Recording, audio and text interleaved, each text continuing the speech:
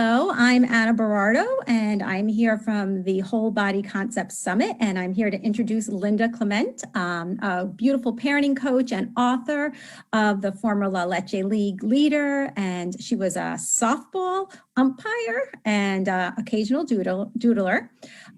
She wrote a few books, The Way and the Power of Mothering, Meditations on Mothering and Balancing the Taoist Way. And she also wrote another book called Lazy Parenting. And I think there's a Lazy Parenting too, if I'm correct, coming out, or Lazier Parenting, right? That's out. She also wrote this incredible manual that I had so much fun reading on the manual your child came with. And it's a really, really funny, great information in there. And that's on her website as well. So welcome, Linda. How are you today? I am fantastic. The sun is shining and it isn't currently raining on the Canada's wet coast. So it's a nice change. Good. I'm glad. So tell us just a little bit about yourself and what you're doing and just anything you'd like to kind of share about you. My new tagline, I invented it one day when I was going to be doing a presentation and it just came out whole onto the page. I'm like, wow, I love that. It made all the hair on my body stand up. I work to help good parents become great parents before they become grandparents. Oh. I've been a parenting coach since 2002. It sort of grew seamlessly out of my La Leche League leadership, where I was helping new moms who wanted to breastfeed their babies.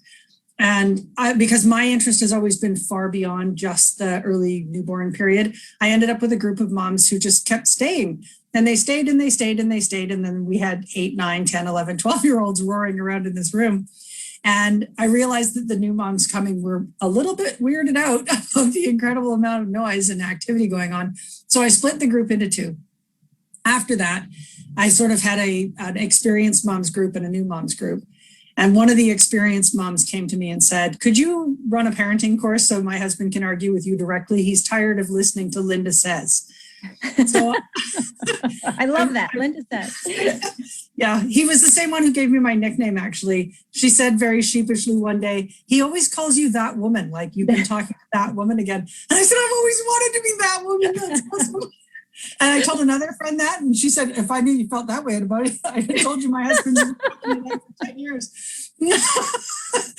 That was fun. The course that I wrote for them was Raising Adults, Not Kids, with the idea that we have enough 4-year-olds walking around in 40-year-old bodies. And it would be a good idea to get some, children to 20 when they're about 20 instead. Our culture isn't very good at raising adults out of kids. Yeah. So I'm curious to hear, because it's this journey for you. It was kind of personal. What was that moment where self-care, either for you or for your clients, became such an important part? Like, what was that moment that you kind of had that shift? At the time, I was married to a Canadian Navy sailor, and he was sailing an average of 9 months a year. I had 2 little kids. One was a year old and the other one was 2.5. And I think it's possible to have kids who have more diverse needs than that particular age spread. But I think it would be very difficult to find an age spread that required more of the parents. Like what a toddler needs compared to what an emerging toddler needs are so different. And I was just run ragged. I was exhausted. My parents both worked. Almost all of my friends didn't have kids yet. I was not a super young mom, but I was a young mom. I was 22 when I had my first. And I was just totally burnt out, overwhelmed, and it was probably raining out. And I realized I needed help. I needed somebody else to do some of this adulting thing in the house. I needed company, and I needed to take better care of myself. I needed to eat better. At that point, I was probably drinking 2 liters of Coke a day just to stay awake. Yeah. So for some people it might be coffee, but for me it was Coca-Cola, classic Coke, right around the time they came out with that abysmal new Coke. And this is not an advertisement for Coca-Cola. It was not a good thing to do to my body. Yeah. I didn't recover very well from the pregnancy. I had a 10-pound, 6-ounce baby naturally. Wow. And it really was very, very difficult physically. And just having, the toddler running around and a baby at the same time was really hard. Yeah. And it took me almost a year to realize that I can't do this, actually. That And I moment, really need to focus back on taking care of my own body, taking care of my sleep needs properly, taking care of myself so that I could take proper care of my kids. And in order to do that, I actually needed help. And I hired help. I was going to just ask, what did you do? What did you do? I'd love to hear like how you did this. It is my number one recommendation to anybody. I hired a mother's helper instead of a babysitter, because if I'd hired a babysitter so I could do the cleaning, I'd get ripped off. I didn't want to be the person doing the cleaning. I wanted to be the person hanging out with my kids. Wow. So I hired a mother's helper who tidied up the toys and swept the floor and did the dishes and folded the bazillion laundries and pulled it in off the clothesline and put it out on the clothesline. She came 3 afternoons a week for, I think, about 8 months. Wow. And because she was 13, you get to pay 13-year-olds whatever you want. There are no rules about that. And she wasn't responsible for children. So I was paying her $5 an hour to take care of the stuff that was on my list. I gave her a list every day. It was called her daily list. And I would start at the top with whatever was driving me nuts. Sometimes it was the windows that needed to be washed because they had 7,000 handprints on them. Or it was the toys all over the living room floor I couldn't deal with anymore. Or it was just the lack of organization in the playroom. And so she'd sort everything. And because it wasn't hers and she was getting a lot of money for a 13-year-old, she was super happy to do almost all of it. She didn't like doing the dishes, but otherwise she would do anything. She would just do it for money, and she'd start at the top of the list, work her way down until she ran out of time, and then go home. Wow. That's a beautiful twist. Yeah, that's a beautiful twist, because I would say, and including myself, that most people would hire the mother's helper to take care of the child and then do all of the to-do list that we really don't want to do. You want to spend time with your, so that's a valuable piece of advice. I love that piece of advice. So that was kind of when they were little, you really realized that was a pivotal moment for you when you needed to really make that change. And then as they grew, what were some other things that you may have put in, like more self-care into your life? I think that one's just brilliant, but if there's anything else that you'd like to share with us about that. I read a wonderful book, which I recommend all the time, and I don't take any credit for this, by Tony Schwartz and Jim Loehr wrote a book called The Power of Full Engagement. And their argument is, instead of time management, especially in intense things like being the CEO of a multinational or having 3 small children at home, you need to manage your energy far more than you need to manage your time, because it's energy that you're burning up way more than time. Like, the time is just time. You can't do anything about that. But what you're using up and what is making it so you can't do what you really want to get done in a week is not managing your energy well. So their argument was, you need to take care of yourself throughout the day. You need to make sure that you're rejuvenating your energy early on so that you don't get to the end of the day completely burned out.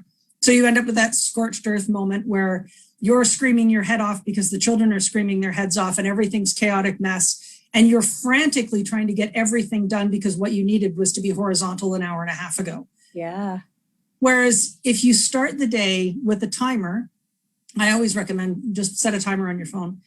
If you set a timer for 20 minutes after you get up, and at the 20-minute mark, you sit down, put your feet up and give yourself a cup of tea, or stare out the window for a minute, or call a friend for a couple minutes just to say, hey, I was thinking about you and I just wanted to let you know that I'm still alive, or whatever it is that you can do in 2 to 5 minutes that will make it so you have a pause and a break and regenerate some of your energy, and then move on to the next thing with your 20-minute timer set again.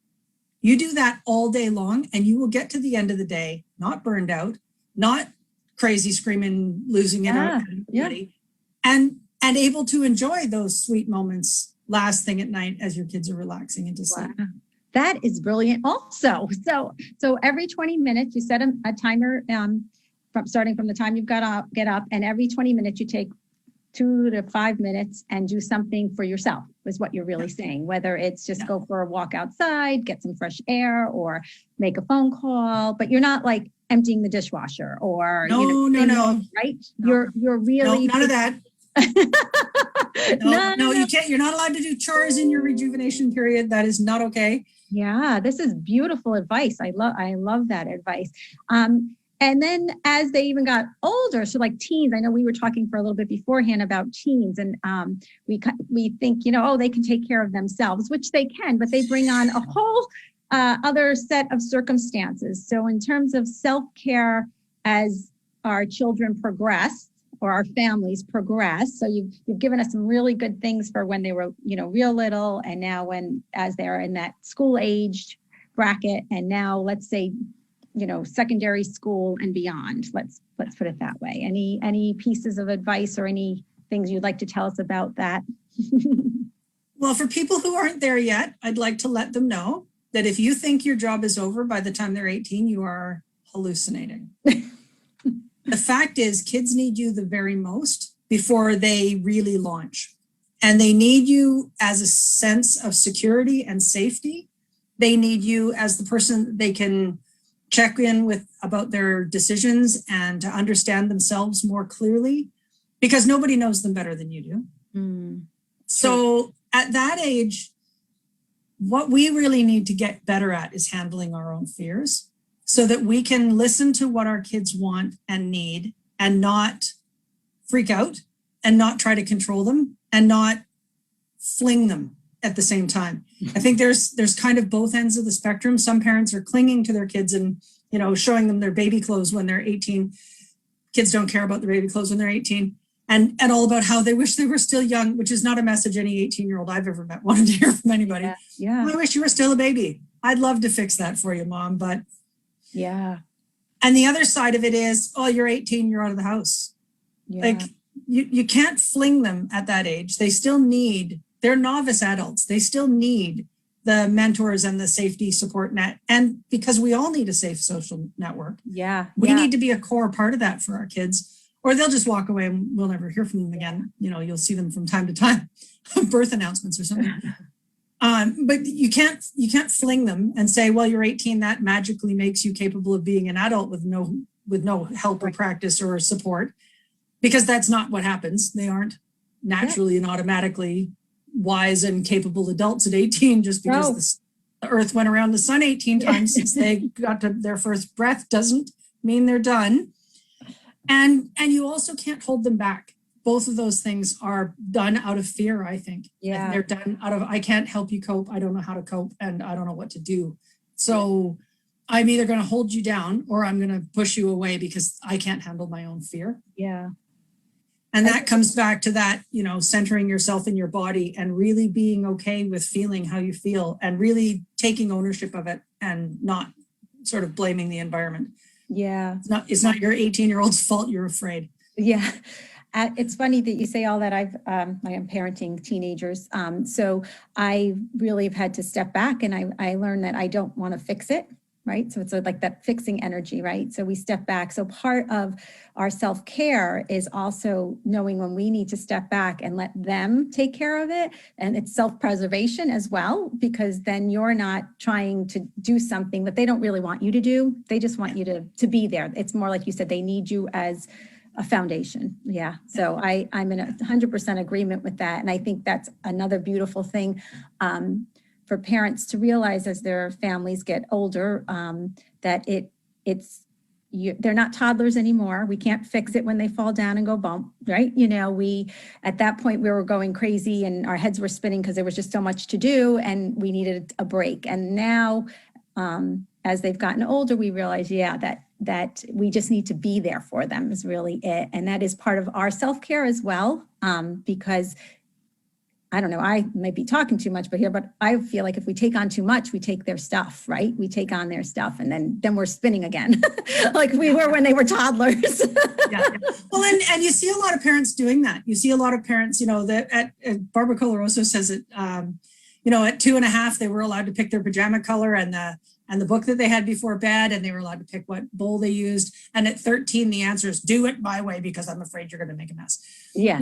Fear, in my view, is the worst thing you can do in a relationship. Yeah, that's because fear just causes problems. And if you can sort of get under the fear and just feel it, recognize that you are feeling it, and find the love that is really driving it, then you can approach every problem with more balance. Yeah. Yeah. And self-care is all about balance. It's everything you're talking about is about balancing your inner and outer self so that you can meet other people where they need you to be.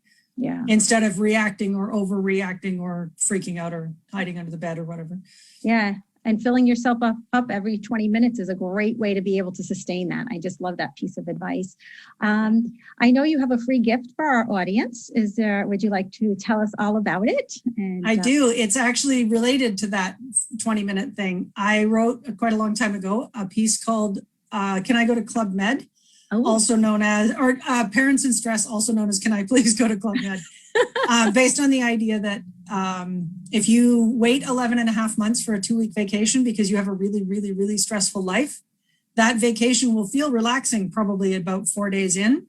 And then you'll be relaxed for maybe 10 days. And then you'll come home from your vacation and all the stress of traveling and everything and going back to your real life. The leftover feeling of relaxed is about 36 hours after a 2-week vacation. Wow. And then you get to wait another 11 and a half months before you get to be relaxed again. That's just not good management. So that particular article comes with a list of, I think, about 101 different suggestions of what to do in those 2 to 5 minute segments. And with the suggestion that, those are little micro vacations you have every day. There's also a suggestion for turning your phone off. Well, now we have lovely music for us. That's okay. There's also nano vacations. The idea that you'll have a period of your life, probably more than once, when 2 minutes is out of the question. You don't have 2 minutes. There isn't 2 minutes. So those ones are 20, 30, 40 second long rejuvenation periods. And for those, I suggest very strongly you do them much more frequently. Wow. Can you give like every 10 minutes, do something for 30 seconds instead of waiting 20 minutes. Wow. Can you give an example of like a nano off the top of your head here? I'm sorry. I'm flip open a photo album. Oh, yeah. And look at one photo and remember what was going on then. Wow. Close the photo, like just at random, and then close the photo album and carry on.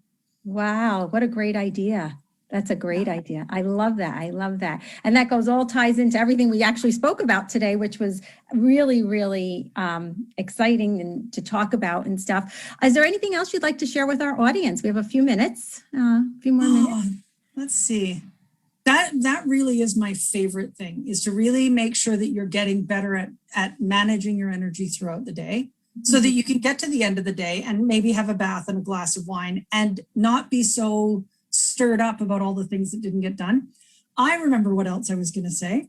Good. My other favorite piece of advice, especially for parents right in the middle of the there's always too much to do in the day. There's not enough day and too much to do. I recommend, because we can beat ourselves up about what's missing from our to-do list that we didn't get done, rather than celebrating what we did get done, keeping the kids alive and feeding everybody and, having a house that we live in, like the little things that we totally take for granted when we're busy beating ourselves up about not getting stuff done.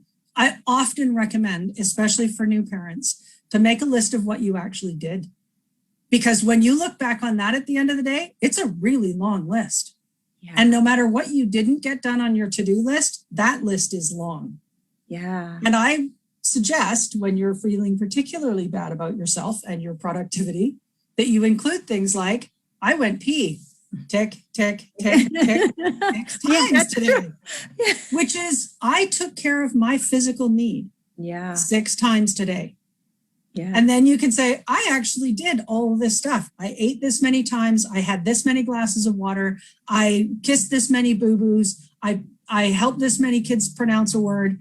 Like, if you write down everything you do in a day, you'll pretty quickly find out why it is that there's things left on your to-do list at the end. That's another brilliant one, because I would say there were many nights I get into bed and think, I got nothing done today. I got nothing, because it wasn't my to-do list wasn't checked off. And right. Yeah, that's a great one. Thank you for leaving us with that very important piece of information. If anybody would like to check out Linda Clement, she has a beautiful website. Is it called Raising Parents? Is that what it's called? Yeah, raisingparents.net. .net. You can go visit her there. We'll have her free gift link on our website, and you'll be able to download that. And I thank you so much, Linda, for coming. You did a great job and gave us such words of wisdom. I love it. I love it.